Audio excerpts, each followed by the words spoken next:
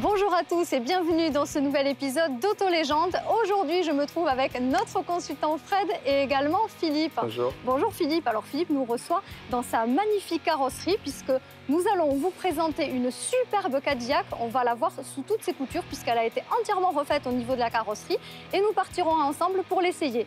Vous allez voir tout de suite cette magnifique voiture avant sa restauration. C'est parti.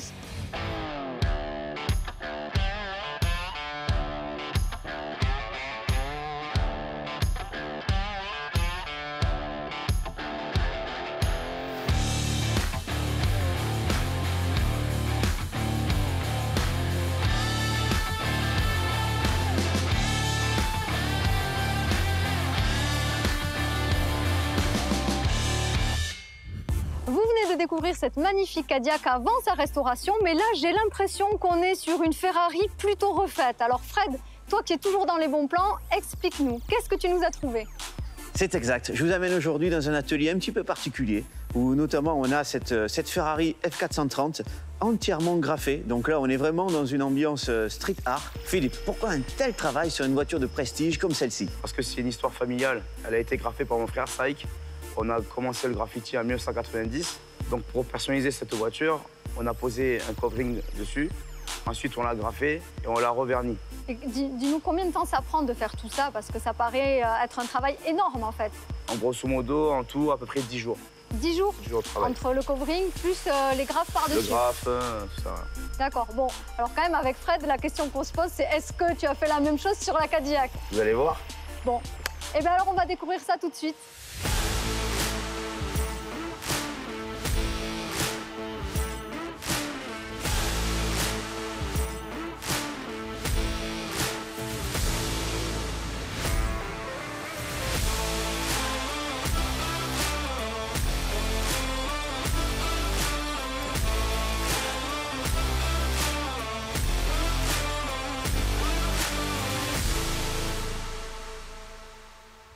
Waouh, t'as vu Fred un petit peu ce travail?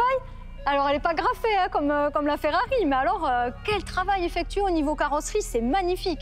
Ouais, c'est vrai. Elle n'est pas graffée, cette Cadillac, mais alors un très beau travail effectué par Philippe et son équipe. C'est un résultat parfait, un brillant, je dirais, éblouissant. Ouais, mais la couleur aussi, parce qu'attends, comme on l'a vu là dans les images, c'était pas tout à fait le même bleu, parce que là on est quand même sur un bleu qui tire un petit peu sur le vert. Et avant, elle n'était pas du tout comme ça. C'est exact. Le travail qui a été fait, c'était de rester dans l'esprit de la teinte d'origine, mais avec une petite personnalisation. On a un métal, donc de la paillette, avec également de la nacre. Donc c'est une peinture métallisée, nacrée, mais tout en douceur, tout en finesse, je dirais, donc pour obtenir ce résultat. C'est un résultat, je dirais, discret, mais qui marque la différence par rapport à une peinture traditionnelle. Et par rapport à la peinture qu'il y avait avant, c'était une peinture qui était plus simple, il n'y avait pas de mélange. Comment on pouvait la qualifier, la peinture qu'il y avait juste avant celle-ci? C'était une peinture, je dirais, plus standard. On avait notamment la nacre, on ne l'avait pas, et c'est surtout la qualité des produits utilisés. D'accord. Et alors là, je me pose aussi une autre question, c'est que cette voiture est immense.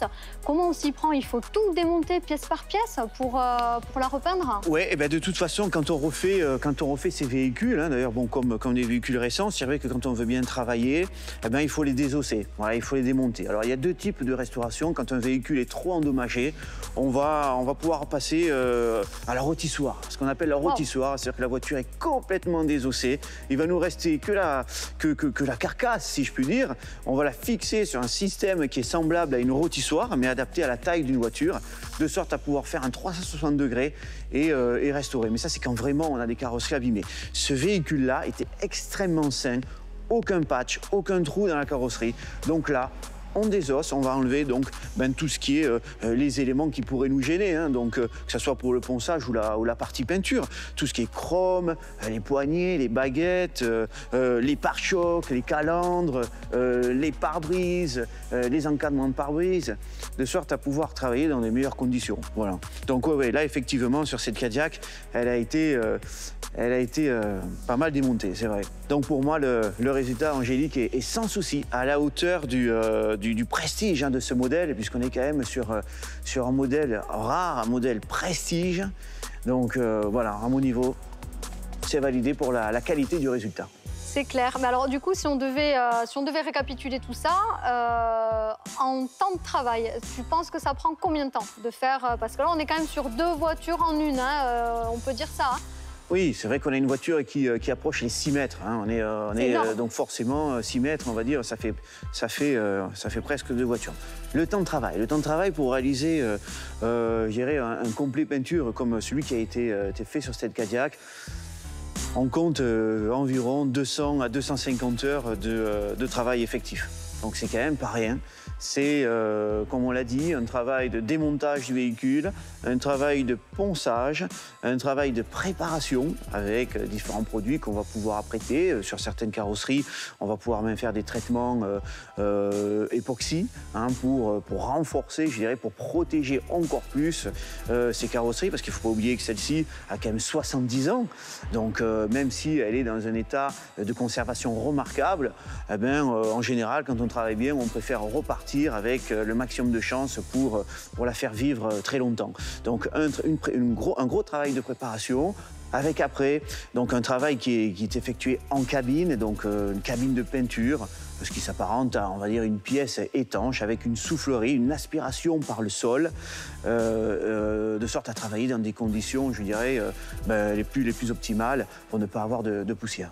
Bon alors Fred, tu me disais tout à l'heure que pour toi, c'était une voiture exceptionnelle, cette Cadillac fin des années 50, 59, c'est ça? Donc pour toi, dis-moi, qu'est-ce qu'elle a de si exceptionnel, cette voiture? Tu as dit en partie la réponse. Déjà, Cadillac. On est sur la marque la plus luxe dans les années 50, sur les différentes marques de véhicules. Et cette année, 59. 59, je dirais, c'est la dernière de la série extravagante. C'est-à-dire que le modèle 59, je dirais, est la concrétisation du travail le plus fou des ingénieurs de la GM et plus particulièrement de Cadillac, avec des lignes totalement folles.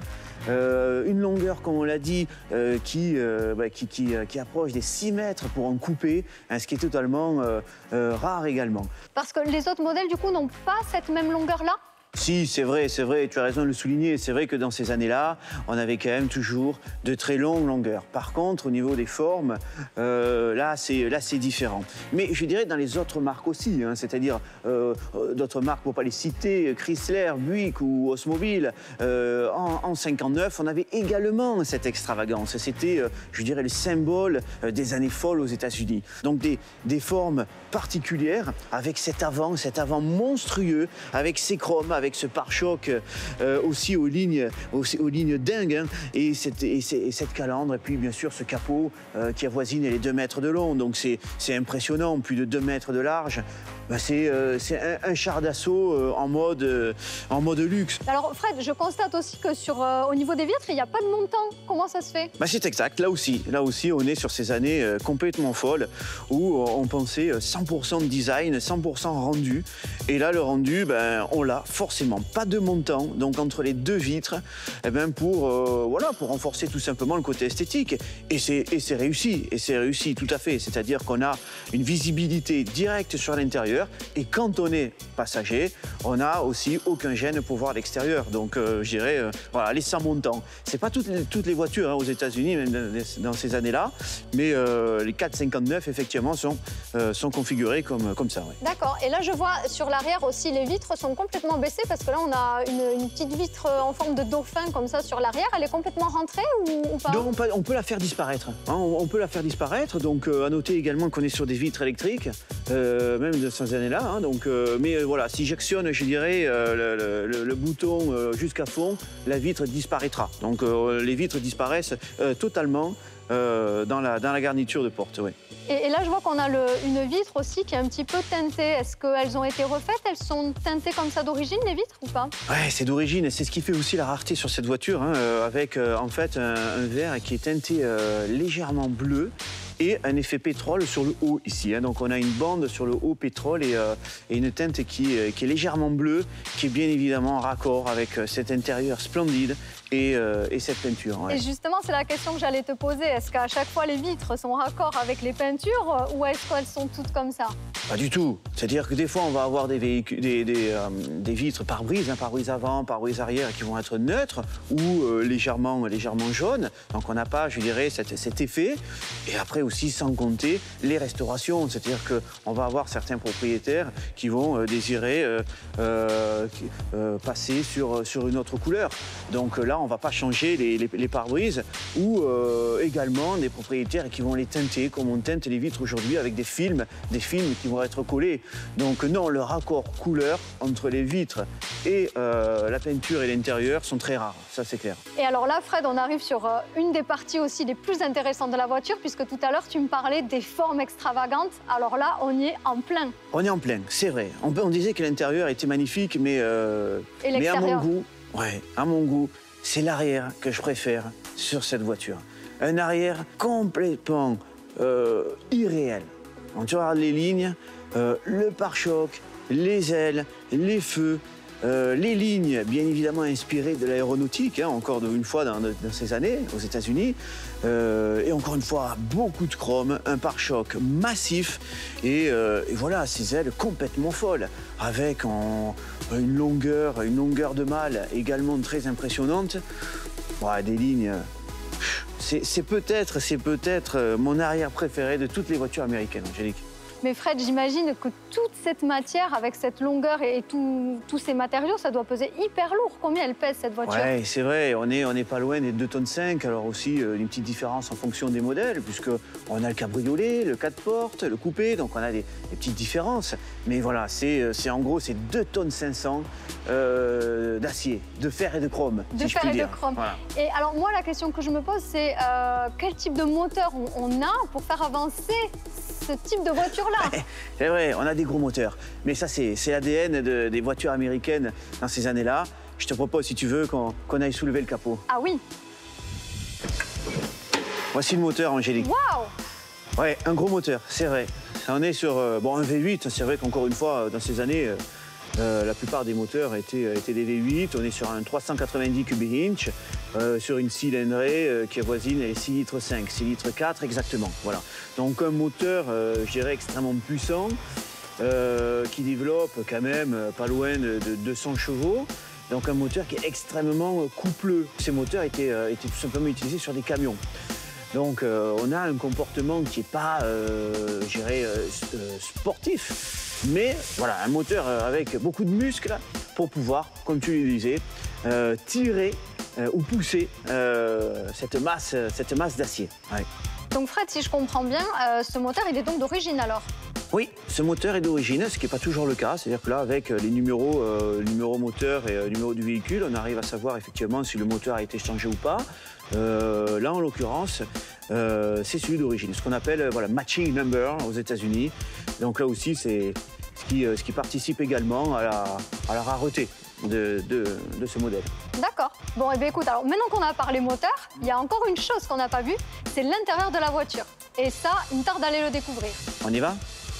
Ouais, alors Fred, moi quand j'arrive dans cette voiture, il y a déjà un truc qui me choque en premier, c'est que là on est sur une banquette, on n'a pas de siège à l'avant. Ouais, c'est exact, une banquette, banquette avant, banquette arrière. À savoir que sur la carte grise française de ce véhicule, on est sur 6 places. Ah. Donc on peut rouler sans aucun souci avec 3 personnes, enfin un conducteur, 2 passagers à l'avant et bien sûr 3 à l'arrière. Donc voilà, c'est ce qui fait aussi, c'est vrai, l'originalité aujourd'hui. Bon, à l'époque, la banquette avant était quand même un standard hein, sur ce type de véhicule, sur les familiales. Hein. On dirait entre guillemets les limousines, hein, les véhicules confort, mais voilà, à savoir aussi qu'on a ici le petit accoudoir central qui permet également de rouler plus confort. Donc encore une fois, en 1959, on roulait très très confortablement. Je pense que tu t'aperçois du confort, hein, de l'assise. c'est quand même pas mal. Bon Fred, moi ce que je te propose, c'est que maintenant que j'ai vu qu'on était assis bien confortablement, ben, j'aimerais bien qu'on aille faire un petit tour quand même avec. On peut. J'ai l'autorisation. On a l'autorisation pour aller rouler. Alors ben, si tu veux, on y va.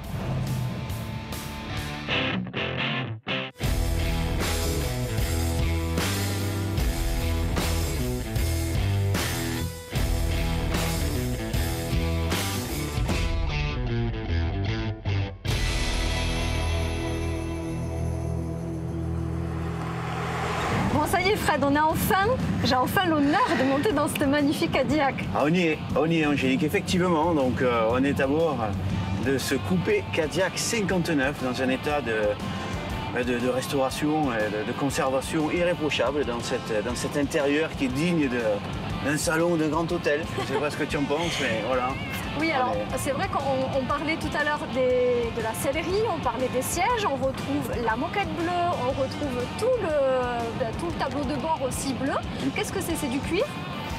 Non, là on est sur du Sky, puisqu'à l'époque, dans ces années-là, c'était très rare, c'était très rare de trouver du cuir.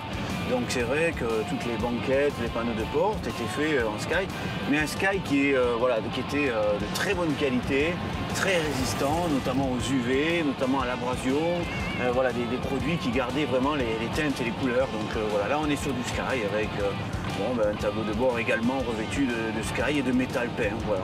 Oui, parce que le dessous est en métal. Le Sky a été refait ou il est d'origine depuis 59? Tableau de bord d'origine. Le tableau de bord est totalement d'origine et donc les panneaux de porte ont été refaits en même temps que les banquettes et la moquette. D'accord, tout l'intérieur est d'origine, donc effectivement, ça rejoint ce que tu disais au niveau des UV, etc. Parce qu'on voit que c'est quand même dans son jus, mais ça reste dans un excellent état. C'est exact. Le volant, il est d'origine aussi parce que... Ouais, mais tu fais bien, c'est une très bonne remarque. Les volants, en général, de ces voitures-là, on souffre énormément.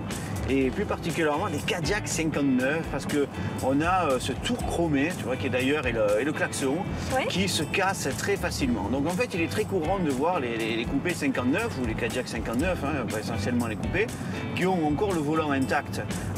Mais par contre, les cerclages chromés klaxon cassés qui n'existent plus. Donc là, il est en parfait état, et même le tour de volant, qui est une sorte de résine bakélite, là, est souvent fissuré avec notamment la chaleur ou autre. Il fissure et il casse.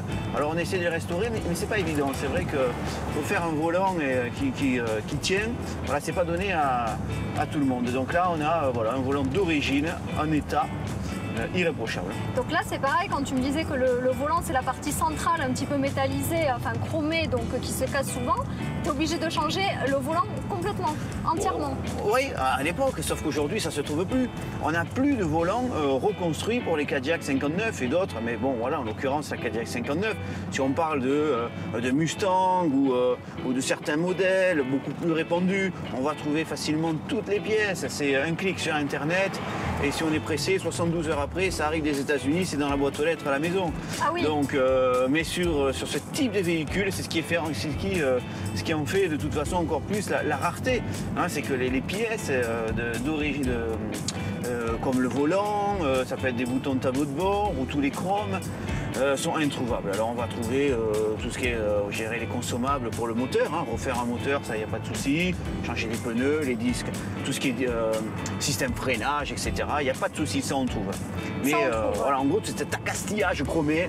Voilà, c'est très compliqué à trouver. Les freins, on est sur quel type de frein là sur cette voiture? Alors on est sur des freins tambour qui d'ailleurs ont été entièrement refaits sur ce modèle-là, mais voilà, freins tambour d'origine, donc c'est vrai que on n'a pas le freinage digne des véhicules d'aujourd'hui, mais on est en conduite diplomatique comme tu le vois aujourd'hui et on ressent un confort.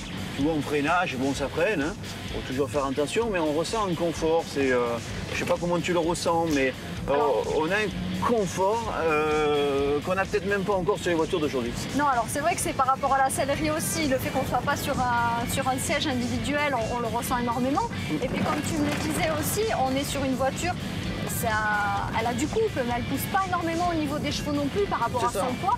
Ce qui en fait une voiture un petit peu familiale, du dimanche aussi, quelque chose où on roule un petit peu pépère. Voilà, on n'est pas pressé. Tout à fait, c'est ça. On n'est pas sur un muscle car, d'ailleurs, de toute façon.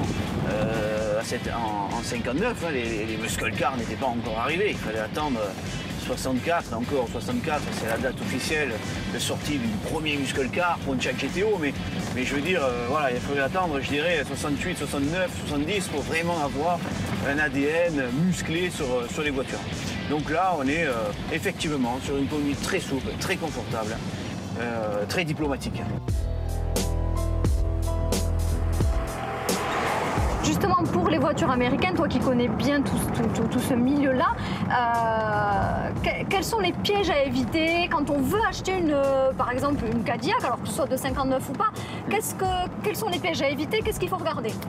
Bon, ça ne peut pas se dire en quelques minutes, mais voilà, bon déjà, c'est vrai qu'il faut s'y connaître un petit peu. Bon, il y a déjà, effectivement, on parlait du moteur, de la partie moteur. Il faut avoir une petite oreille, voir, écouter comment tourne le moteur, écouter comment, voilà, comment il réagit à l'accélération, notamment. Voilà, s'il n'y a pas, bien évidemment, déjà là, une anomalie, hein, un bruit suspect. Déjà. Ça, c'est la base. Passage des vitesses, ça c'est très important, surtout quand on est en boîte auto comme celle-ci, hein, boîte automatique. Donc le passage des vitesses doit se faire sans aucun problème. Donc tester le passage des rapports, marche avant et marche arrière. C'est fréquent d'avoir, tu vois, j'ai un ami qui a une américaine de ces années-là. Bon, la boîte fonctionne parfaitement, sauf la marche arrière à froid. Bon voilà, par exemple, la marche arrière à froid, moteur froid, elle ne passe pas. Et ça, c'est un détail qui fait qu'on pourrait ne pas l'acheter ou elle pourrait avoir un dysfonctionnement. Alors, je dirais, on peut tout acheter. On peut acheter toutes les voitures, même une épave. Mais il faut que le prix soit en conséquence. Voilà. Pourquoi? Parce que tout se répare. Et bien évidemment, si le prix est raisonnable et correspond à l'état du véhicule, et qu'on est bien évidemment disposé à engager une restauration, eh ben on peut acheter. Mais je dirais pour quelqu'un qui ne veut pas s'embêter, effectivement, s'il y a un passage de rapport qui ne va pas passer ou qui va passer moteur froid, c'est qu'on a une anomalie sur la boîte. Tomber une boîte automatique, ça ne se fait pas comme ça se fait, hein, mais ouais. Déjà il faut s'y connaître, il faut un peu de matériel, c'est lourd, voilà, donc voilà, donc je dirais moteur, boîte, c'est important. Le freinage, bon, mais ça c'est classique, voir comment réagit le véhicule. Bon voilà, si je lâche le volant, on voit qu'il n'y a pas d'anomalie sur cette Cadillac, hein, voilà, je peux conduire sans tenir le volant. Pas trop quand même. Ouais. Et le freinage, bon, que ça freine. Après, il y a toute la partie, bien sûr, carrosserie qui est très importante. Le problème, il est là, c'est qu'un bruit de moteur, c'est difficile pour le camoufler. Les banquettes abîmées, c'est difficile pour les camoufler. Des freins qui fonctionnent mal, qui sont bouffés ou une boîte, c'est difficile. Mais une peinture, c'est tellement facile de camoufler. Et c'est aujourd'hui ça, la difficulté. On peut acheter des véhicules qui paraissent dans un excellent état, mais qui au final sont maquillés et qui donc dessous sont complètement, je dirais, pourris. Hein, des fois, c'est le terme. Et donc, les trous, on va les mastiquer. On va faire ça vraiment de façon extrêmement rapide et non professionnelle, si je peux voilà, dire ça comme ça, et on va mettre par-dessus une peinture, c'est beau, mais au bout de quelques années, tout va commencer à retravailler, ça va cloquer, etc. etc. Donc bon, quelqu'un qui veut acheter un véhicule, déjà, moi, c'est vrai que j'ai toujours privilégié d'acheter un véhicule en France. D'accord, pas aller le chercher aux États-Unis. Ben, disons qu'aux États-Unis, aller le chercher, si bien évidemment l'acheteur a le budget et le temps et les connaissances, qui parle parfaitement anglais et que ça ne les dérange pas de prendre un avion et de faire 3000 bornes, traverser les États-Unis, faire le tour des concessions et de voir le véhicule lui-même, oui, bien sûr, et de faire une négociation directe sur place, bien évidemment. Mais encore une fois, il faut que le prix soit très intéressant. Parce qu'il y a le transport, il faut déjà le transporter de la concession, donc si elle est au fin fond du Kentucky, il faut l'amener dans un port, hein, New York ou Miami ou bon d'autres, le mettre en fret, en conteneur, le dépotage arrivé au Havre ou à Marseille, etc. Donc ça ce sont des frais. Donc on peut acheter aux États-Unis, c'est pas le souci, mais il ne faut pas se planter. Donc moi j'aime bien dénicher les bonnes affaires quand il y en a, ou les collectionneurs, certains c'est le même cas, voilà, sur des petites annonces ou par le biais d'un réseau. En France, on peut aller les voir.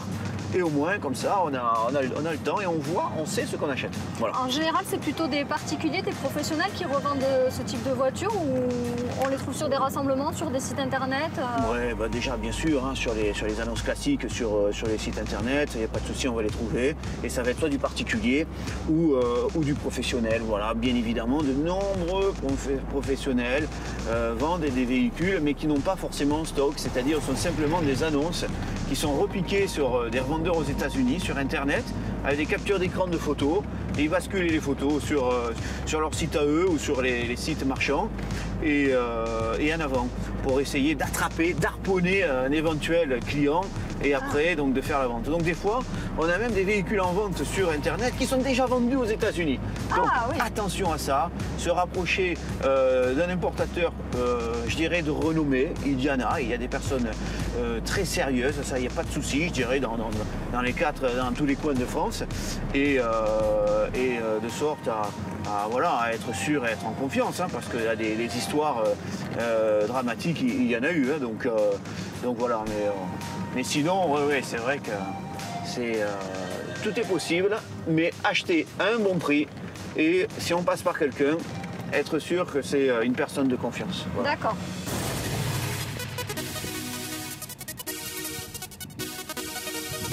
Donc écoute, je sais pas ce que tu en penses, mais vu l'heure, moi j'ai quand même l'impression, j'ai quand même envie de pas m'arrêter là, tu vois. On a peut-être le temps d'arriver à, je sais pas, à un port ici chez nous et de prendre un bateau et qu'on file jusqu'à Détroit. Je sais pas ce que tu en penses. Moi j'ai pas envie de m'arrêter là. Eh bien écoute, on va faire ça alors, on va continuer. Ah ouais, c'est pas mal. Nous on s'arrête pas. On s'arrête à Détroit, on va trouver un diner pour prendre un bon burger et un milkshake en périphérie et c'est parti quoi. On va traverser le Michigan, je crois. Voilà. On est bien là. C'est parti. Bon, vous l'aurez compris, Autolégende touche à sa fin pour aujourd'hui. On va filer à Détroit et puis on vous donnera rendez-vous pour de prochains épisodes et de nouvelles aventures. Ciao, ciao!